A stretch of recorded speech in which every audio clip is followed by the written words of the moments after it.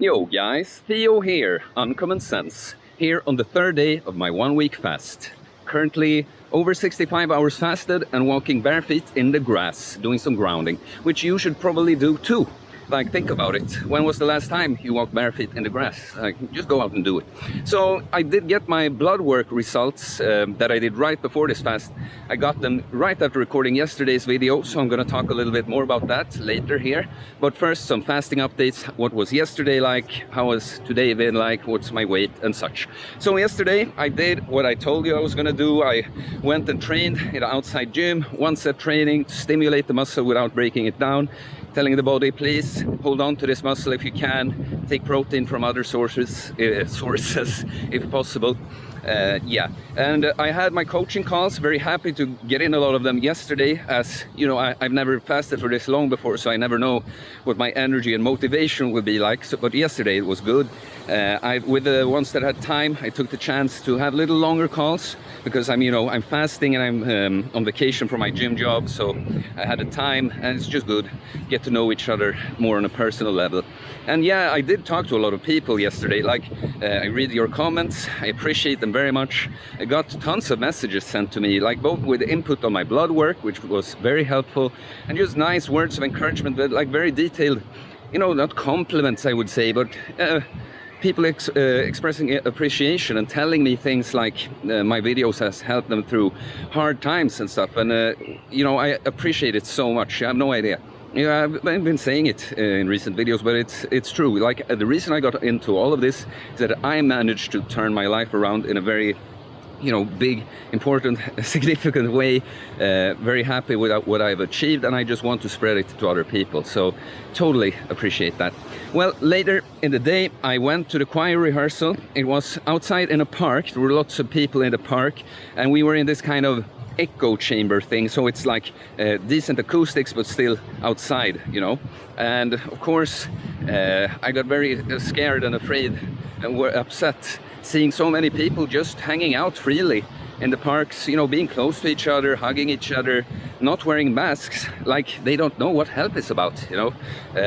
Don't they know that the decent thing to do right now is to stay inside? And yeah, obviously I was very upset, but the choir hadn't sang for so long, so I had to stand above my upsetness about that. Yeah, obviously I'm kidding here, but yeah, so the choir, it was very nice. It's been a long time, this choir, it's to be frank, it's fucking great. It is one of the best men's choruses in the world. I'm not gonna say the name of it because I don't, I sing in a choir, that's what you have to know, but I don't want to, there's no connection between me, this channel, and the choir as like brands.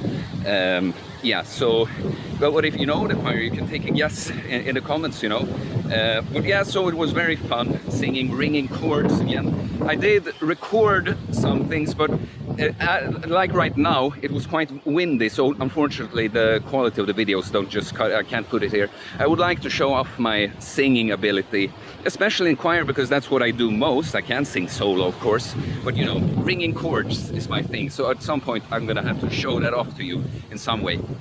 I mentioned it briefly in yesterday's video.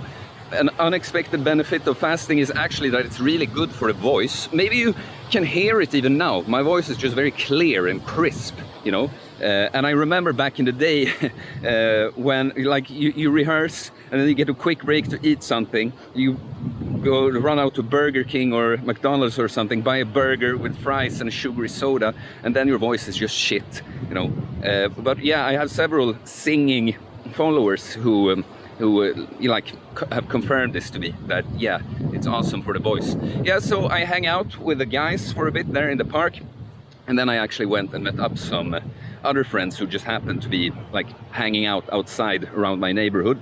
And so it was nice. At the end of yesterday, I had very high energy, like high on my own stress hormones, because like noradrenaline and cortisol will go up on the fast, and the word stress, like stress hormones don't necessarily always have to, I was feeling good, like stimulated, because stress, it has negative connotations, but like stress like that. It doesn't have to be that you feel like pressure. No, shit, I'm so worried, or I'm in such a hurry, or whatever. So I was in a great mood. But it was a little hard to sleep. By the way, I should try, apart from reporting the weight, I should report my sleep. The night till yesterday, I slept pretty good, like 7 hours or so, which on a fast I am happy with, absolutely. I had a little harder time falling asleep yesterday because I was so like stimulated, but I fell asleep like after 12, not long after 12, like started waking up, maybe looked at the watch, saw that it was, or the clock, saw that it was 6, fell asleep for a bit more and went up at 7, so 6-7 hours, still decent. So yeah, today I've been, my energy, I'm starting to feel that, you know, as it is always, you know, I'm not a morning person. Like, no matter if I sleep well, I start the day with a cold shower or whatever, I'm just less productive, less functional at the start of the day. Yeah, it's not the highlight of my day ever. And so even if the fasting will do some things, like when you start to get in longer, the body tries to shut you down, tries to preserve energy, but still your energy levels will like fluctuate during the day still, you know, you're not just permanently shut down. So now I'm starting to get some more energy. I was more like slow, like might just assume a very slow walking pace. I did go to the gym today to do a full body workout.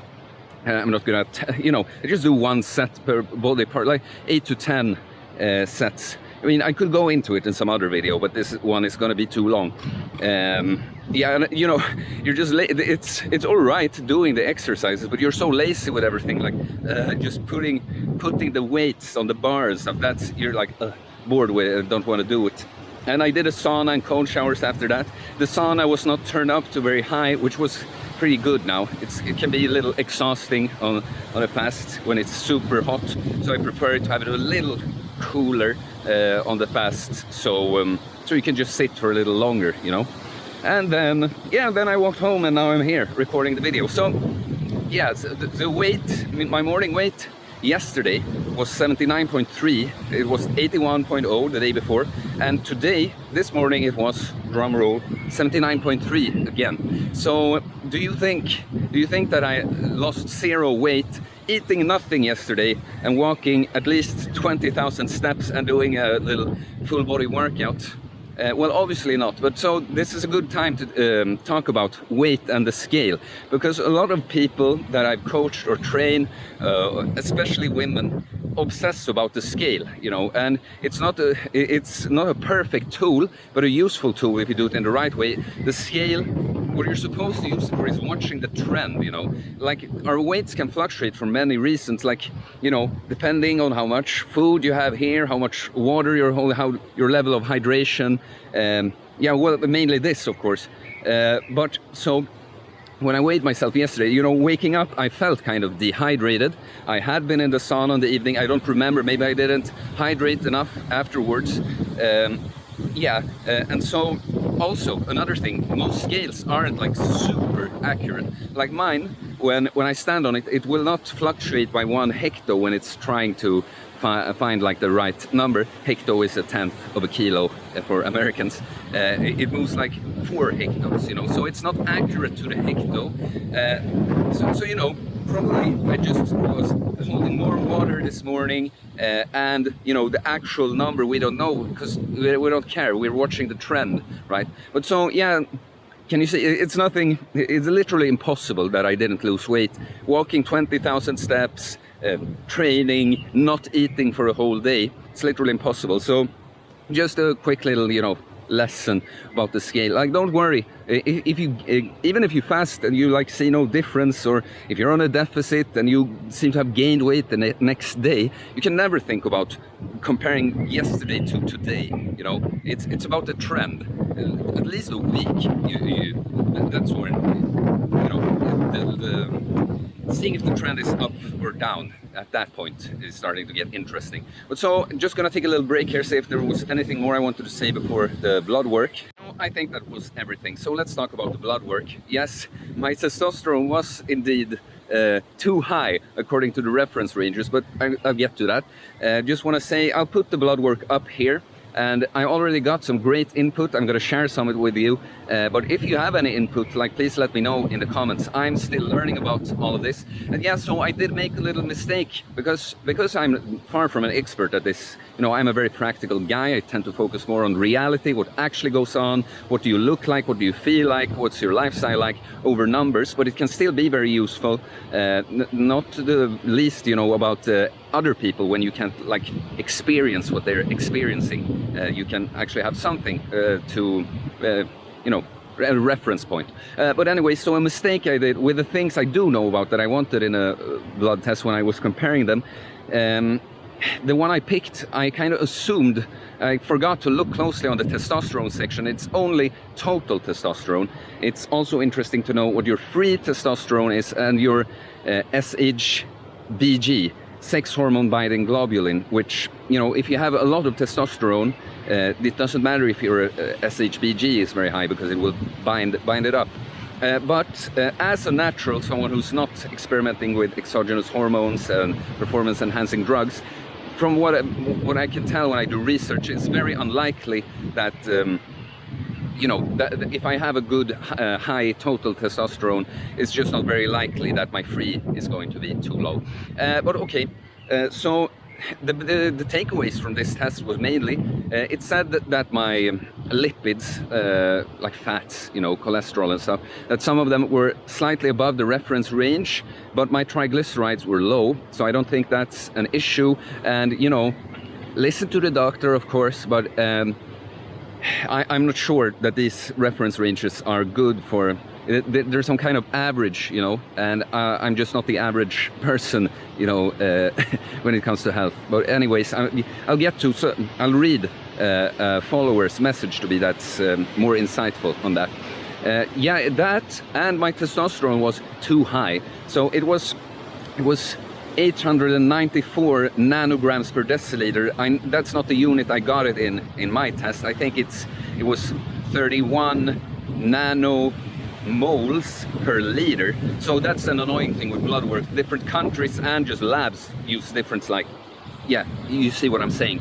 But so I don't remember exactly where they put the cutoff on the testosterone, but the testosterone is one of the things I knew some about before doing this, and yeah, it's put too low. To my understanding, it's very hard to have like too high testosterone as a natural without exogenous hormones, you know. And also, just if it would be dangerous, it would be higher than where the cutoff is. So being slightly above the higher end of the reference range seems like a perfect spot to be. By the way, I think where it puts where the lowest amount is, like maybe for older men it would be decent, but I don't remember where the cutoff is. But I think someone my age, if they would be within the range but at the low end, I think they would have some issues from that.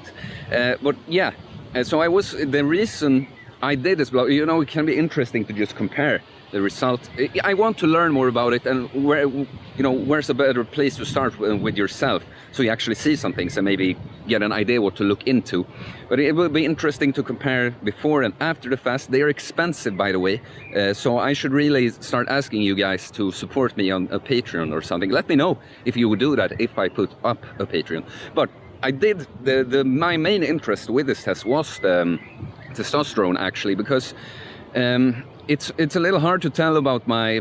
I thought it might be low because I've been overtraining and feel really strained earlier this year, and you know, some stress and stuff, which will affect that. You know, you can crash your testosterone with just a really bad night's sleep.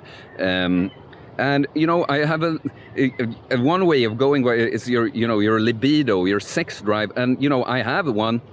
But since I'm so desynthesized from, I don't watch porn, I'm in a celibacy and stuff, you know, it takes a lot for me to, like, it's like with the fasting. I told you how I don't really feel hunger. A better way of expressing it would be like, I've disassociated like the hunger symptoms with wanting to eat, you know, and it's kind of similar with this the sex drive thing. I honestly, like, it takes a lot for me to get like horny or whatever. What I mean by this is just that it was hard for me to tell by what is my sex drive really, because I don't really think about that too much. This society is so over sexualized, so you will end up seeing something that makes you think something. But what my higher self is all about is that's something you do when you're gonna have children, but so yeah, I'm rambling, but that's why the former reasons, and not really knowing about my sex drive, I figured maybe my testosterone is low. But so I was very happy to see that it's not only is it not low, it's really high.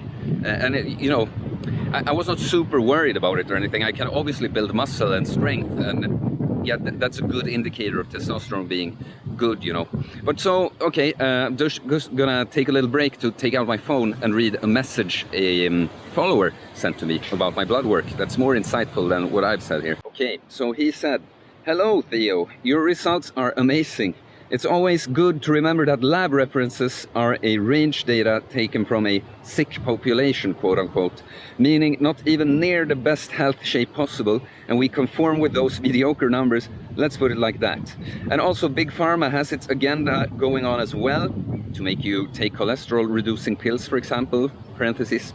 So a lot of biases about lab work in healthy individuals.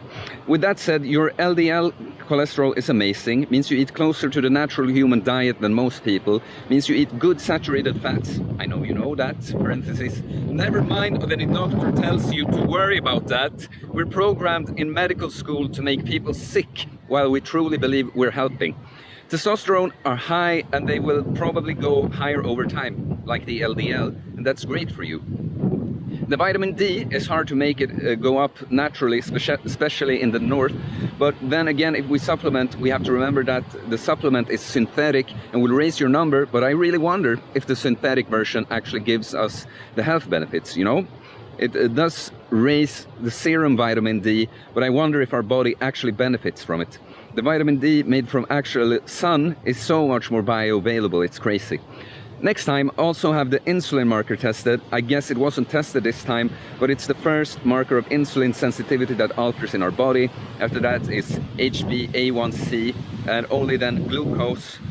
That's why doctors are not trained to test insulin. We would diagnose insulin resistance too soon in a patient's life and actually have the chance to help them. So in medical school, we don't even hear this insulin level. So yeah, obviously a doctor that doesn't fully agree with the medical establishment and all his colleagues.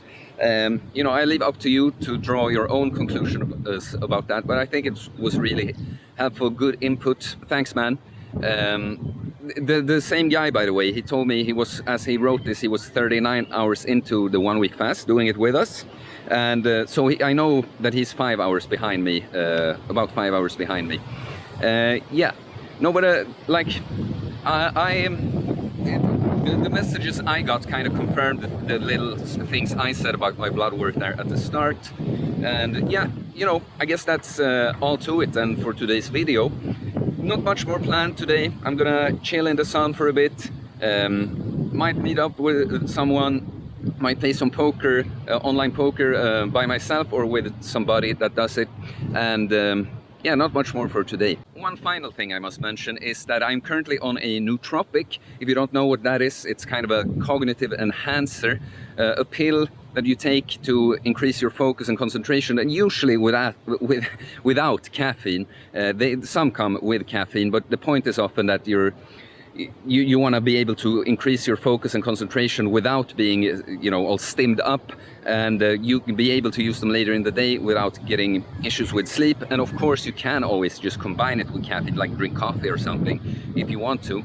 So I'm using MindLab Pro, and they actually gave me an affiliate link, so put that in the description. And if you, unfortunately, there's no discount, but if you buy the nootropic through that link, you support me, so I really appreciate that. I would never promote a product that I don't stand by, wouldn't use myself, or that I like under certain circumstances would use myself, and I've tried this, from my research. There's some, there's no bad ingredient in them. there's just some, like, they put B vitamins in these sometimes, and I don't know why. Like, it's not bad, it's just that they won't really do anything. And I mean, if you're not deficient to begin with, and then you have other problems with your diet. And there might be a couple of ingredients that I would like to see in there, but my experience from them is, you know, I'm not very prone to placebo, and they do increase my focus. Like, it just makes it a little easier to focus on what's right in front of you. So I use it when I work by the computer, but also on a fast like this, just help me a little with the focus. Not that I ever really experience brain fog, but as your energy gets turned down, just a little help to stay focused. So please check out the link in the description. I do recommend this, absolutely. And yeah, that's the final thing I wanted to say. So please also leave a comment, tell me how are you doing on the fast. Any questions about or input on my blood work, please let me know. Any input you might have, you know, let me know. Any comments, you know, it helps the algorithm either way. So of course I appreciate getting some input of some kind, but just put algorithm comment, please help me. Like the video, it will also help support the channel and the algorithm, and subscribe to follow me on this 1 week fast. Okay guys, I will see you later. Peace.